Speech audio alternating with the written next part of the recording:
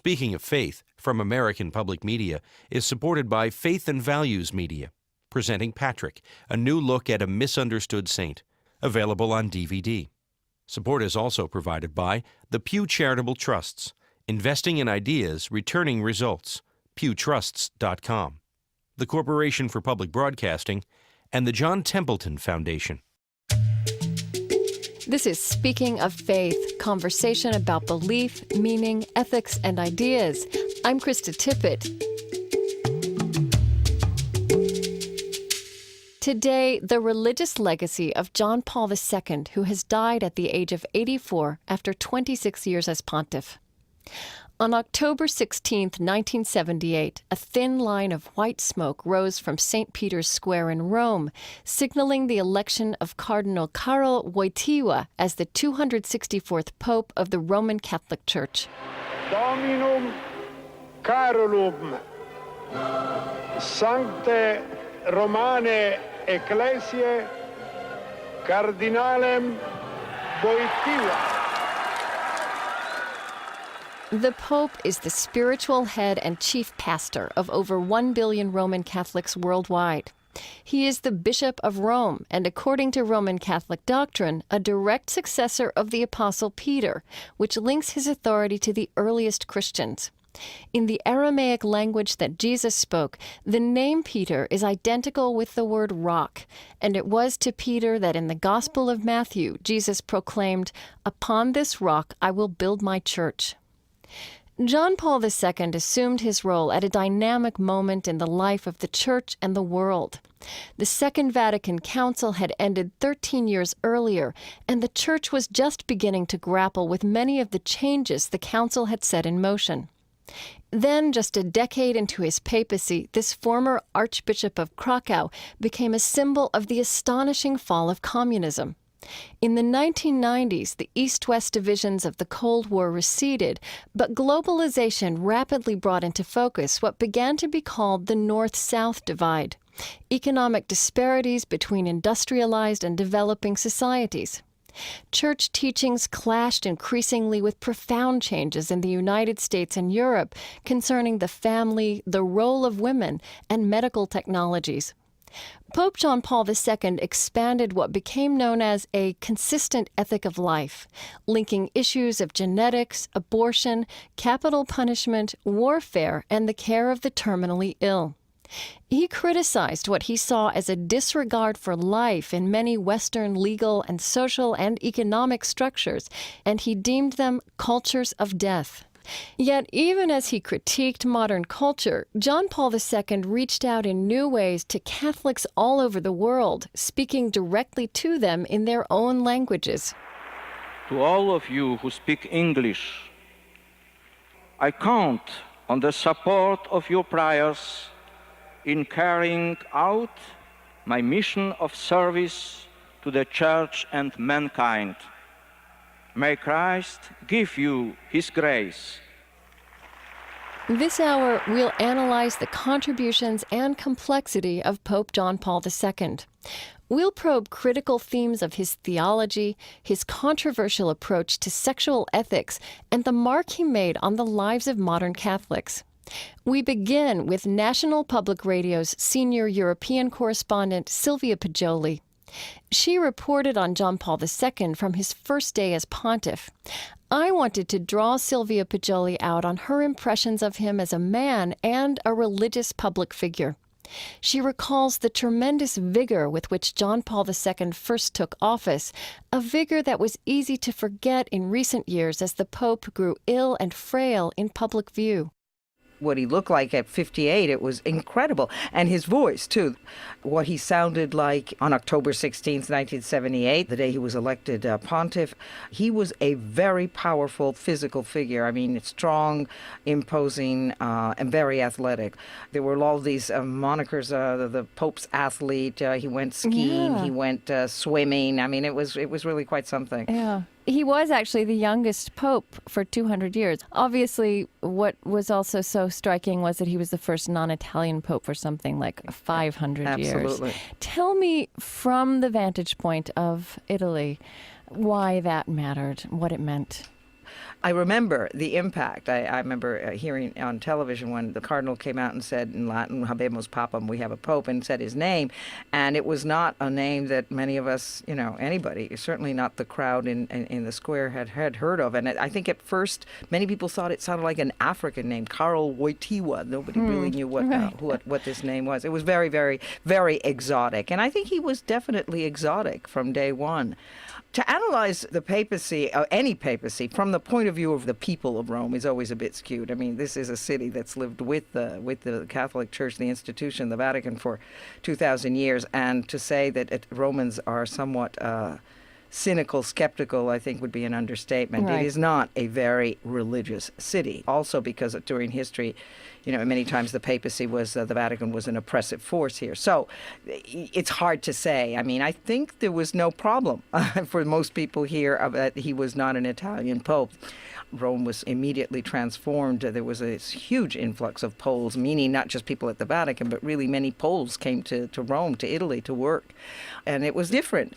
I think today there's a lot of analysts are speculating so much on whether the next pope will be, again, an Italian. And they say the presence of the Italians has weakened in the College of Cardinals. Of course, there are fewer than there were true, before. Isn't it? I mean, in terms of numbers? Absolutely. Yeah. But I think now the contrast will be much more on whether it'll be a Western, let's say the United States is excluded for obvious reasons. So let's say it'll be either a European or possibly a Latin American. I think that will be the It'll be more of a south-north. That will be the line. Mm-hmm, yeah, mm-hmm. Yeah, a south-north, exactly. Well, I want to go into a little bit more what you said about how cynical and a-religious the Romans are, because actually I'm not sure that a lot of Americans know that or understand it. Yeah, broadly in Europe. I mean, so much of Pope John Paul's papacy was certainly the early years, and more than anything, certainly was he put so strongly a conservative stamp on the dogma. Right. And he was so strongly opposed to, of course, to artificial contraception, abortion,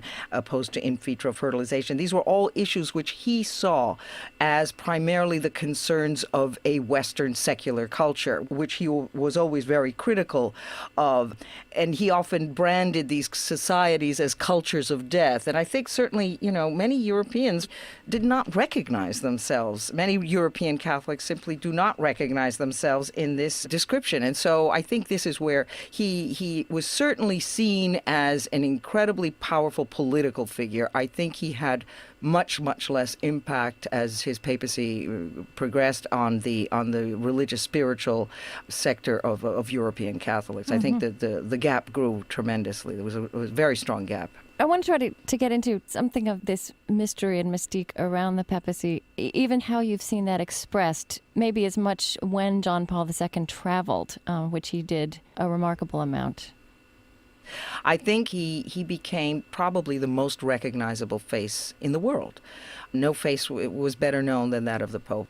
He attracted massive numbers of crowds. No previous Pope had traveled even a fraction of what John Paul II. I think Paul VI went once to Israel and perhaps once to New York, to the United Nations, and made perhaps some few European trips, but very, very little.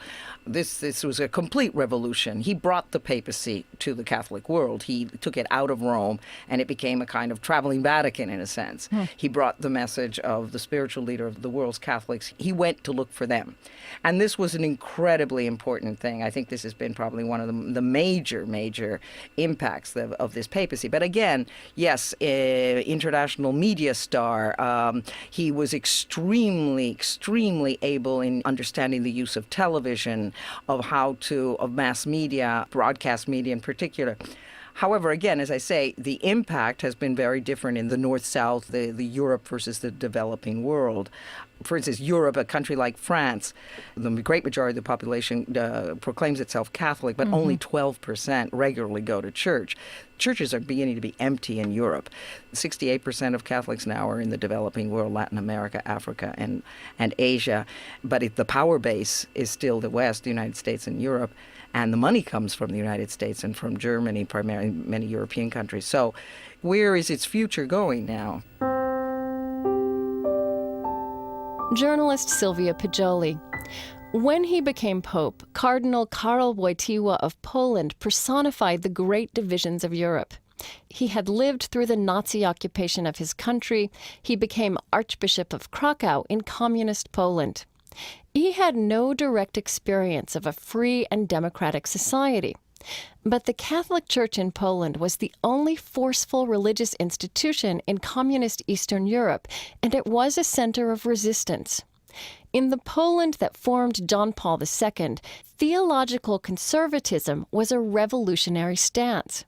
Sylvia Poggioli suggests that this history helps explain why he was often seen as both authoritarian and radical.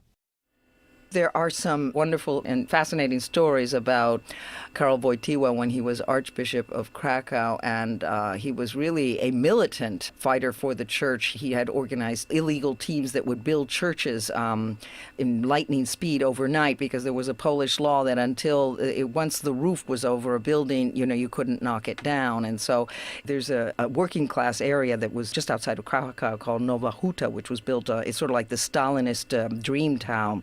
It was built with no churches, and this was one of the places where all these teams of militant Catholics would be building churches. And finally, they reached an agreement with the Catholic Church, and this large church called the Ark was built, but it was the only one that was permitted by the communist regime. And this was his thing. He was proud to say that he never shook hands with a communist official.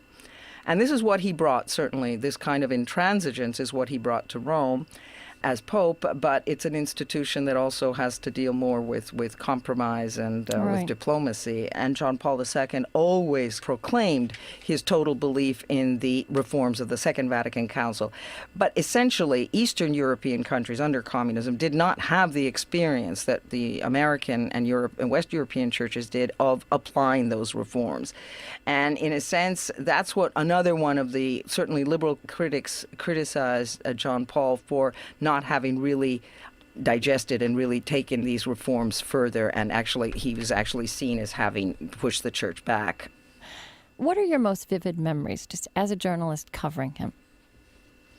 I think there are some amazing visual impacts. Certainly we remember in 1981 when he was shot. We saw this body slumping over in the car, and nobody really knew what had happened. And then only a few years later, we saw Pope John Paul II huddling in a prison cell in Rome, talking to his would-be assassin, Mehmet Ali Agca, and forgiving him. Another very powerful image was when he went to Nicaragua and to admonish the priests who had taken part in the Sandinista government, and he wagging his finger at a Sandinista priest. Another, for me, extremely powerful, perhaps the most powerful image I certainly recall was in the year 2000 in Jerusalem, when already bent and his sickness already beginning to be very visible, when he went to the Wailing Wall and placed his hand and left his prayer and the document where the Vatican basically asked forgiveness for the Shoah for the Catholic Church, and he placed this in the Wailing Wall, and this, I think, was one of the most powerful images I certainly remember. I was there. If you think about, let's say, the apostolic letters or theological pronouncements that have come out of the Vatican in this period, these last few decades, can you think of something that most surprised you in the impact it seemed to have as a spiritual document, as a theological document? What comes to mind? Well, so many of them have been concerned with social issues also, not just, and proclaiming doctrine and authority of doctrine. I think it's very difficult. Perhaps what I think is most, in a way, interesting is his condemnation. Again, it's a more political thing. His tremendously strong condemnation of capitalism and of consumer society. Mm-hmm. It was a very surprising thing when he went in 1993. He went to the Baltic states, and they had just been recently freed from, become independent from the Soviet Union. And he stunned people there when he said that there were kernels of truth in Marxism. And that he said that the seeds of truth in Marxism shouldn't be destroyed, they shouldn't be blown away, and that the supporters of capitalism in extreme forms tend to overlook the good things achieved by communism. I think this was seen by many analysts as perhaps, an almost rethinking. Right. What's happened is that his battle against secularism became even more challenging in his papacy after the fall of communism. Oh, that's fascinating. Claire Booth Luce once famously said that history has time to give each great man only one sentence. If you were writing that sentence about Pope John Paul II, how might it go?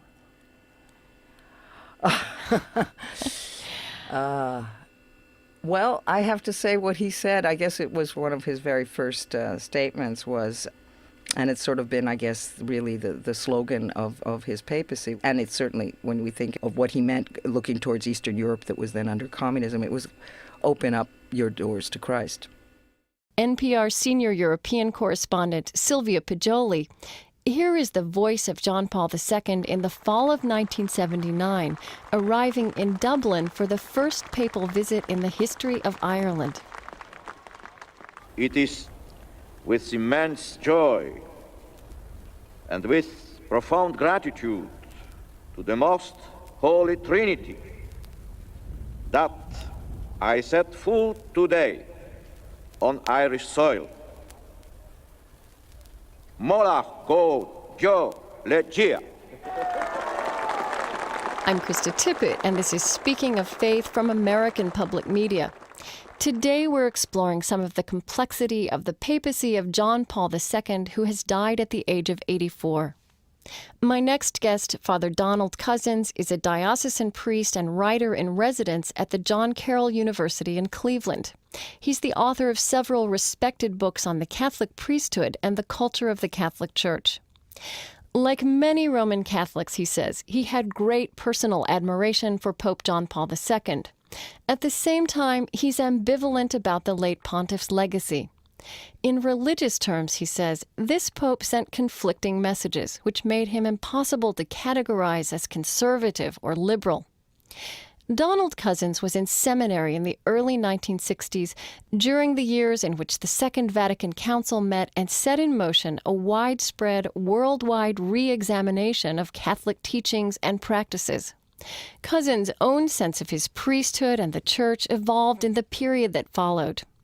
Though John Paul II was not the first pope after Vatican II, his theological and ecclesiastical stances were always examined in the light of the promises, fears, and hopes the Council created. Pope John XXIII had convened that worldwide gathering of the Church, he said, quote, to shake off the dust that has collected on the throne of St. Peter since the time of Constantine and let in some fresh air. Vatican II began to open up Catholic thought and doctrine, leading to a less hierarchical governance, increased roles for the laity, and masses spoken in native languages rather than intoned in Latin. Yeah, Krista, it was a very exciting time, of course. Yeah. And here's the paradox. The 4 years I spent in theology from 1961 to 1965, I was really being trained in a pre-Vatican II seminary. Right. But at the same time, hearing of reports from Rome and the Council that were very exciting and in many cases contrasted with what we were being taught in the classroom, right. what we seminarians were being taught in the classroom. So in a way, I was ordained in 1965 with the pre-Vatican II seminary program of formation for a post-Vatican II church. The times were filled with excitement, anticipation, and we all knew this was a watershed mark for the church. Mm-hmm. And would you say that, at least where you were, was the mood one of hope or of anxiety, of fear, or was it a combination of those things? Very definitely. It was a mood of hope and anticipation and a great sense of joy and excitement that the church was, in a sense, opening windows and looking at the modern world without fear as an eager participant in the issues of not only our nation, but of the world. What I'd be curious about is, as you personally watched the trajectory of him being elected Pope, talking about carrying on the legacy of Vatican II, how did you see that unfold, or did the course of that change during those years? I think from the very beginning, seemed to be somewhat conflicted. I believe with all my heart that he embraced the vision of Vatican II.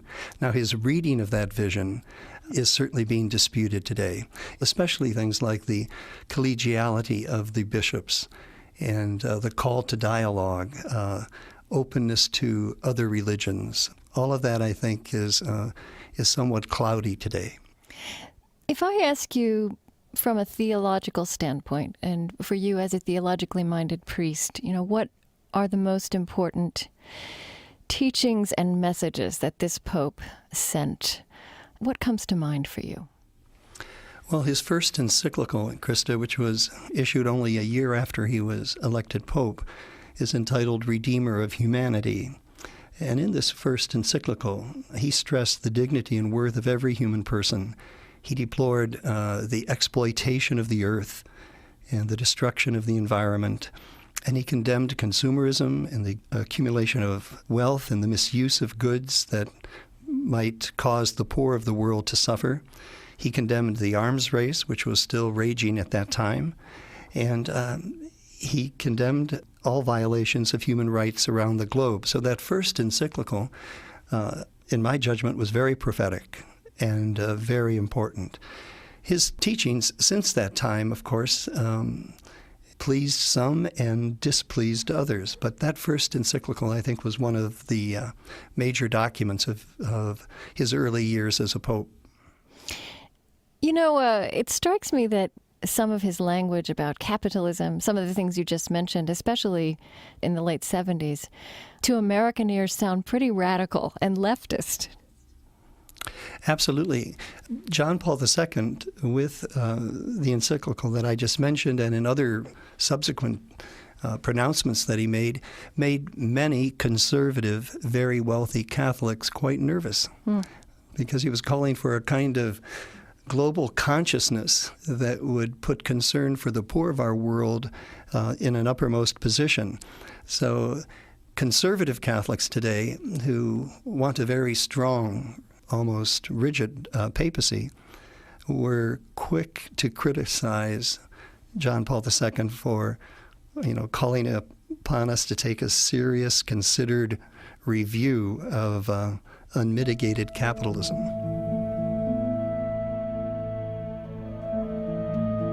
Priest and author Donald Cozzens. John Paul II wrote an extraordinary number of papal encyclicals, or official letters laying out church teachings, as well as other kinds of exhortations, homilies, and messages. These were addressed to fellow bishops or to all the faithful. Here's a reading from a 2001 encyclical, Centesimus Annus, in which the pontiff again addressed capitalist and consumer society. It is not wrong to want to live better. What is wrong is a style of life which is presumed to be better when it is directed towards having rather than being, and which wants to have more, not in order to be more, but in order to spend life in enjoyment as an end in itself. It is therefore necessary to create lifestyles in which the quest for truth, beauty, goodness, and communion with others for the sake of common growth are the factors which determine consumer choices, savings, and investments. This is Speaking of Faith. After a short break, more of my conversation with priest and author Donald Cozzens, also Yale theologian Margaret Farley, on sexual ethics and the papacy of John Paul II. I'm Krista Tippett. Stay with us. Speaking of Faith is supported by Faith and Values Media, Light for the Journey. Presenting Patrick, a new look at a misunderstood saint. Narrated by Liam Neeson, with Gabriel Byrne. Non-Italian pope since the 15th century. Here he is singing in his native Polish in the spring of 1979, in the first months of his papacy, at an open-air service in Krakow.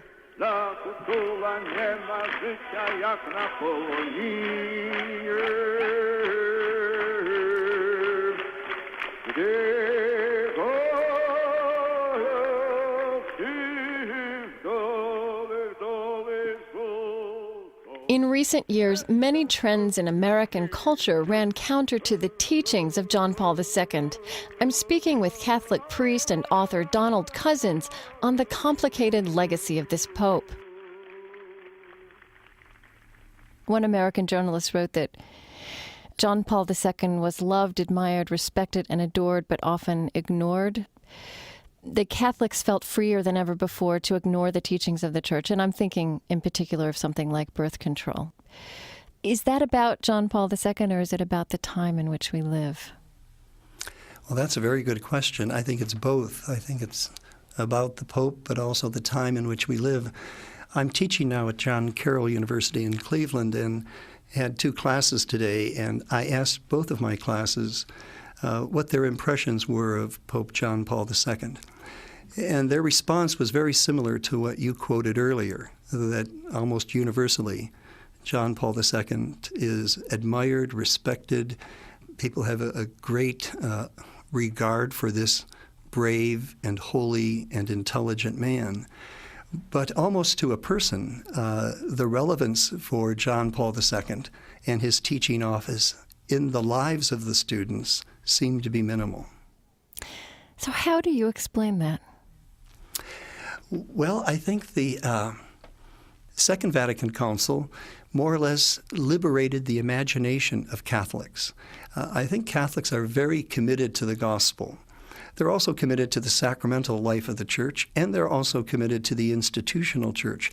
But now they are thinking Catholics, if I can use that expression, and they're looking for intelligent explanations of the gospel and why leading a Christian life is so relevant for society, for our culture, and for their own lives. All of this converges to a new day, I think you might say, and makes the challenge of the papacy almost overwhelming.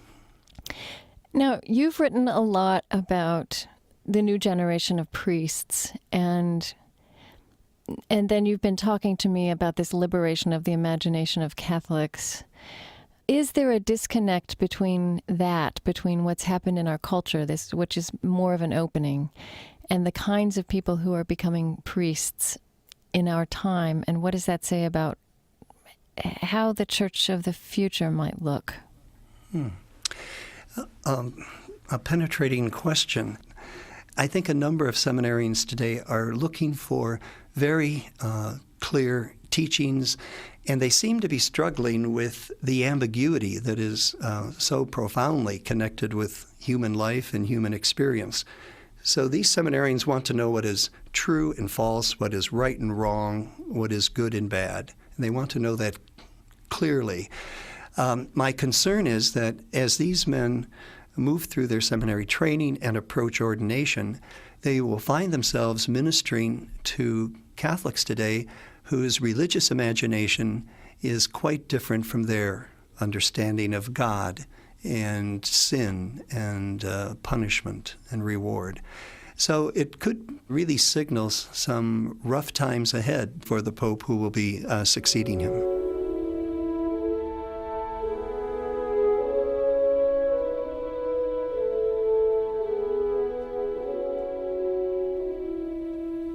When you raise the issue of culture, this is one of the strong suits of John Paul II's reign as Pope. I think he clearly identified some of the weaknesses of Western culture in particular. He pointed out that our culture is characterized by a radical individualism, calling for not only those of us who live in the West, but all of the people of the earth to see that a radical individualism is going to be very destructive if we do not embrace and hold forth the ideal of a commitment to the common good. So some of the cultural tension between the West and the teachings of the Church and the Vatican, I think that's a healthy tension. But there also is, yes, a split in, say, the American Catholic culture and the culture of the Vatican. I think we Catholic Americans have a regard and a respect for a more democratic approach to issues within the Church and life in general than does the culture of the Vatican. What is the sentence that you think history might give to John Paul II? Treasure and prize the least among you, the poor and the homeless. I think his one great sentence will be, a very strong and consistent voice for the underdog, the underprivileged of the world.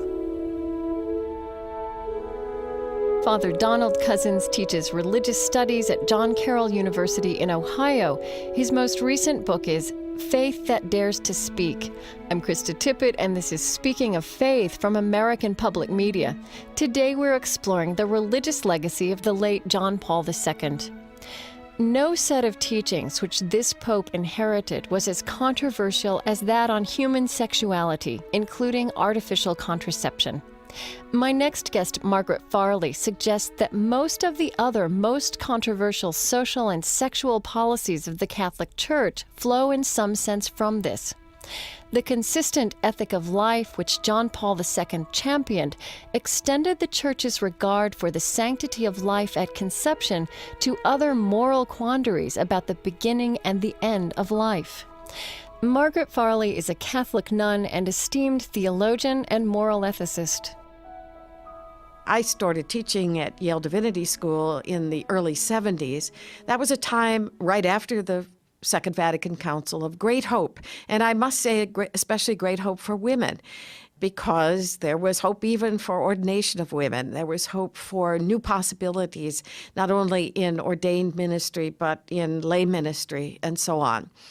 Now, when you ask well, of course, John Paul II wasn't the first pope after Vatican II. Pope Paul VI was still in place for the last sessions of the Vatican Council and for the years after that. No change, as great as this change was, could be without disruption. And so tensions were already being felt. But when John Paul II was elected pope, here we had a man, at that time, still relatively young, as popes go, and vibrant and seemingly open to all kinds of important things, particularly social justice issues around the world, and a brilliant man, and as proved to be true through his years, a very holy man.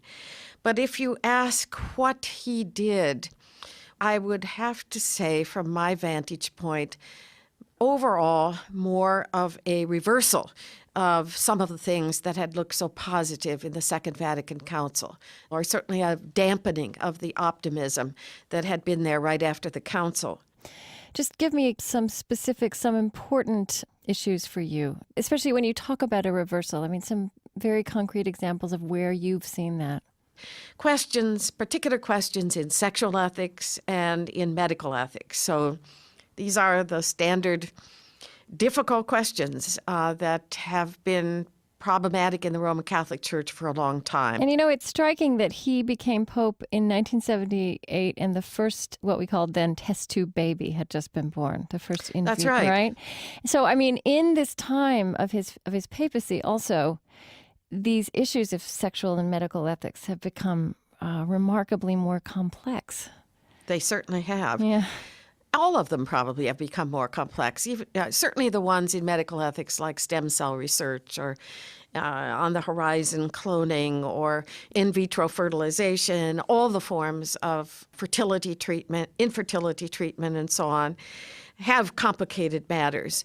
Although I think it all comes down in the Roman Catholic struggle over these issues to just a few issues. Okay. But even questions of divorce and remarriage, which you could say, well, what's new about that? But that's more complex, too, because life is more complex. People live longer and live in different circumstances. The issue of homosexuality has, of course, grown ever since the gay rights movement. The abortion issue has become politicized to a degree. I guess in these kinds of areas, cultural norms have changed, and that has then pressed back on doctrine and theology. I think, yes, cultural shifts have given new questions and new insights. But when I say that so many of these are focused on just a few issues, for example, the issue of contraception. After all, Humanae Vitae came out in 1968, just after the Vatican Council, and that too was a watershed.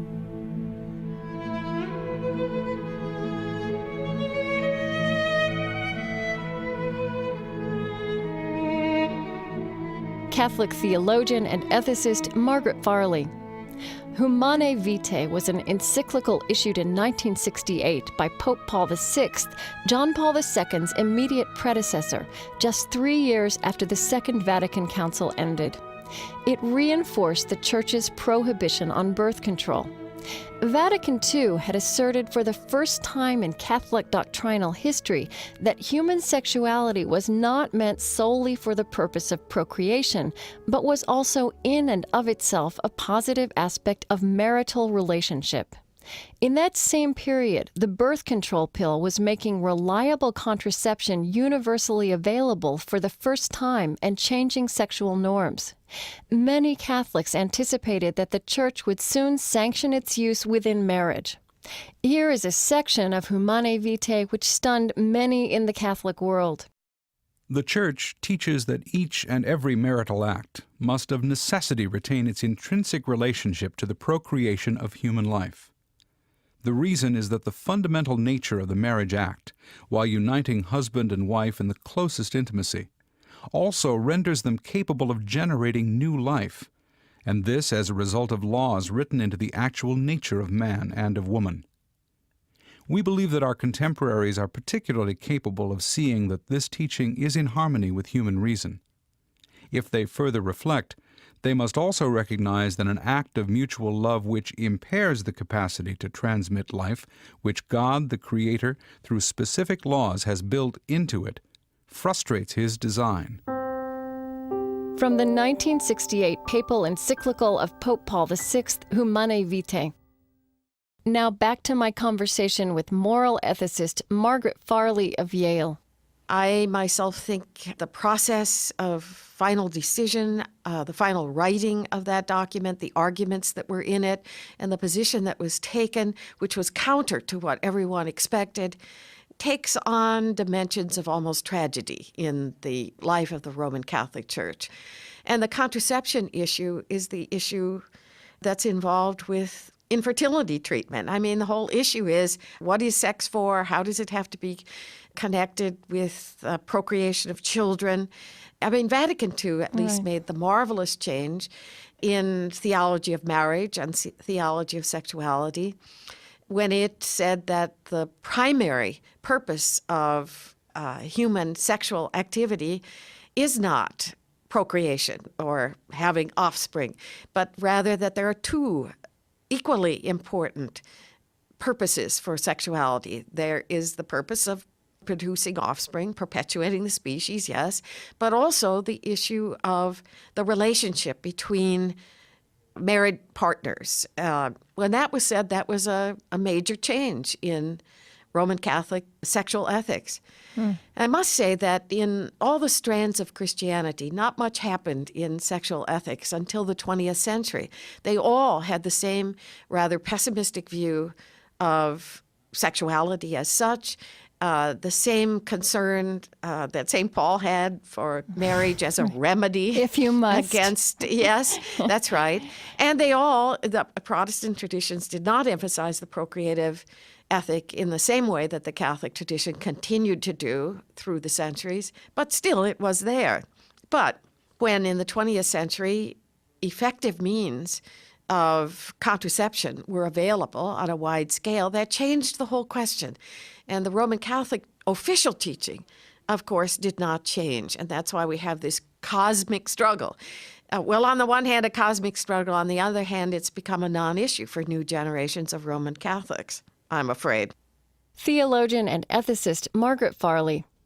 When he became Pope in 1978, many Catholics believed that John Paul II would finally modify or reverse the Church's policy on contraception.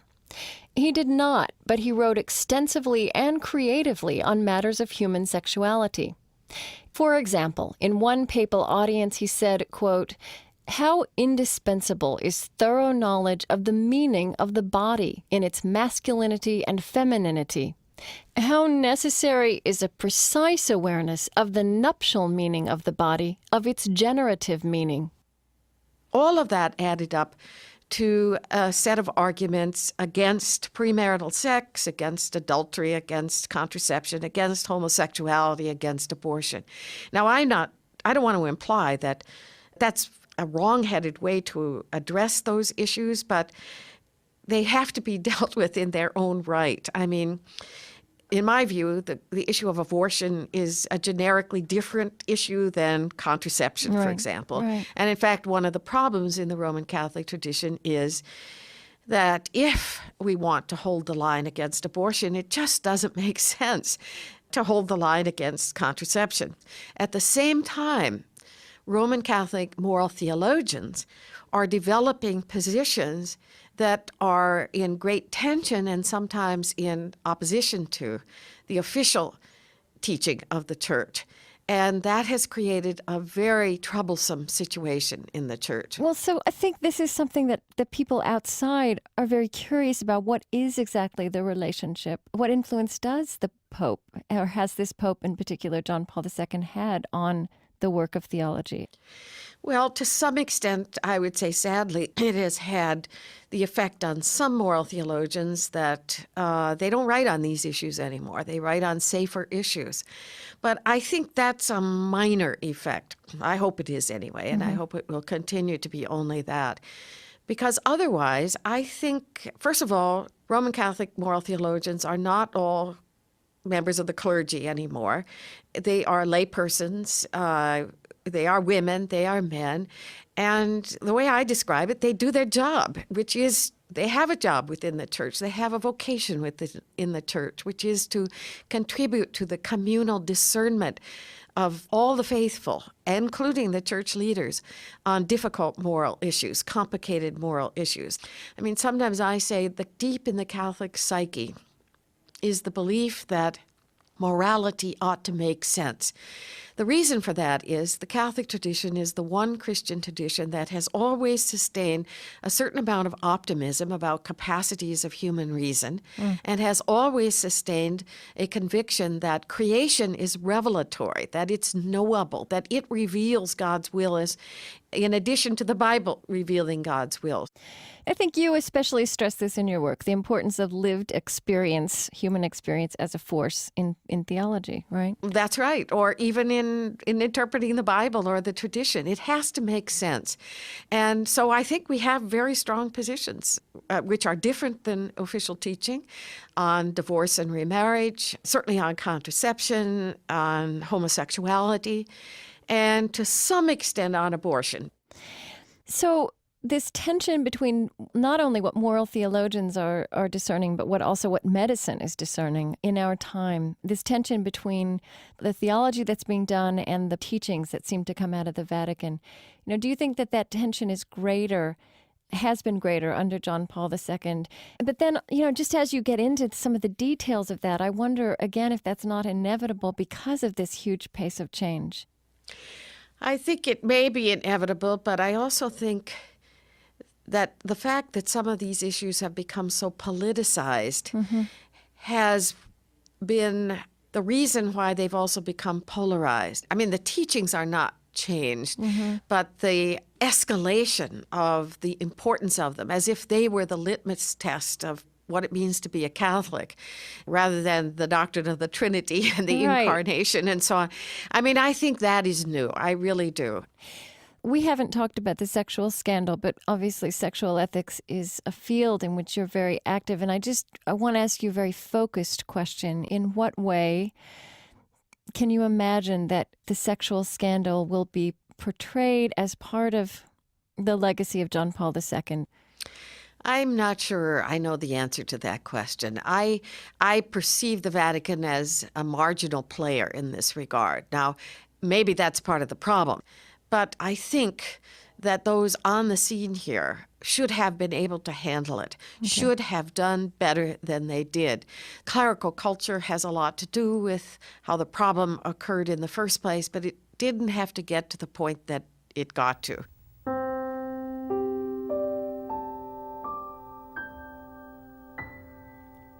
The Catholic Church in particular, and Rome, and the figure of the Pope has a mysterious power. Gary Wills, who's been a great critic of the papacy, says that Rome has this power to attract energies and generate energies around the symbol of Peter. And I just wonder, As a woman, as a Catholic theologian, what is that power of Rome in your life? Well, and work? I don't know if I would describe it as a power of Rome. Okay. Although I sometimes, half joking but half serious, say the Roman Catholic Church is the one place in the world where you can really engage in cosmic struggles over very important matters without going to war. But I constantly get asked, why do you remain a Roman Catholic? And I have one answer, and that is because the Catholic Church is still a source of life for me.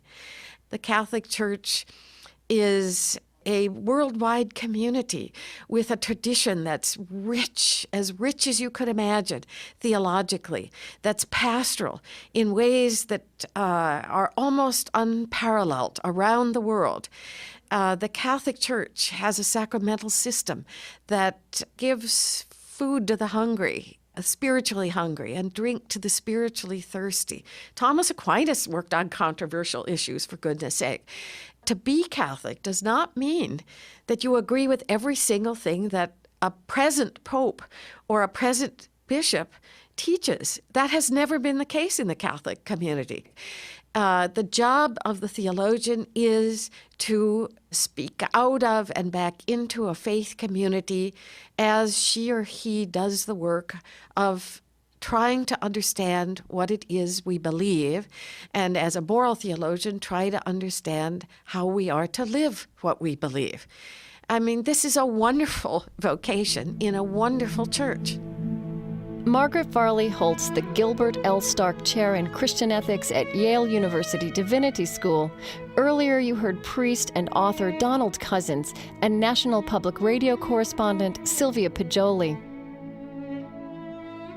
Pope John Paul II was at once orthodox and revolutionary, conservative and liberal. In this, he resisted another American cultural trend, our tendency to classify in order to either endorse or condemn. The man-born Karol Wojtyła is intriguing precisely because he was so widely beloved even by those who disagreed with him. These glimpses given by Sylvia Poggioli, Donald Cozzens, and Margaret Farley reveal him as a gracious, if controversial, bearer of all the complexity of our time, from fascism and war to communism and the newer possibilities and perils of a global age. He might also be the last pope raised in a pre-Vatican II world to lead a post-Vatican II church. As we have heard, this new day in the Church makes the challenge of the papacy, to repeat Father Cozzens' phrase, almost overwhelming. The Church, any church, but especially the ancient institution of Rome, will never evolve as rapidly as culture. Culture, on the other hand, cannot stop bounding into new territory and new dilemmas. Still, John Paul II was ahead of the popular curve as an early champion of environmentalism and the wisdom of limiting consumer society. Some papal teachings may be widely dismissed, including by many Catholics, but questions which the Vatican has kept alive about when life begins and how that should shape public policy are reborn every day in American life. There are many important topics of interest to Catholics and others that we did not touch on in this program, issues that will continue to unfold and be handed on to the next pontiff. But the voices of this hour do evoke the breadth and depth of this Pope's life and